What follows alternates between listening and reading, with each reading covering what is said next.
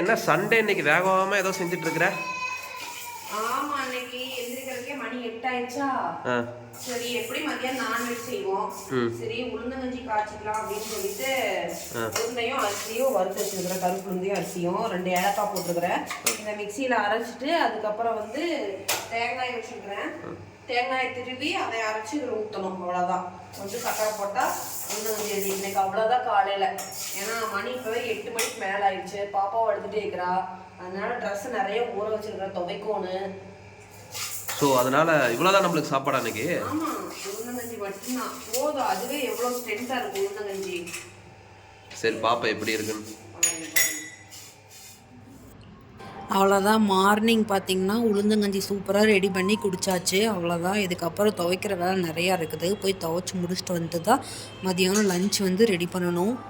ஆதிராவும் அவங்க அப்பாவும் சிக்கன் எடுத்துகிட்டு வரதுக்காக கிளம்பிட்டாங்க. என்ன மணி 12 ஆச்சு, விளக்கிட்டு இருக்கிற? ஏன் அப்புறம் எல்லாத்தையும் விளக்கி வச்சா தான் ஆகுது. சாப்பாடு சாப்பாடா? என்ன ஸ்பெஷல்? ஓகே, பாருங்க சிக்கன். ஓ, சிக்கன் தண்ணி குழம்பு. ஓகே, இது வந்து பாப்பாவுக்கு. தயிர், இதெல்லாம் கொத்தமல்லி தலை, கருவேப்பிலை, கொஞ்சமாக என்னது எலுமிச்சம்பழம் இதெல்லாம் போட்டு கரைச்சி வச்சுருக்கிறேன். இந்தா எக்கு வந்து வந்துட்டுருக்குது.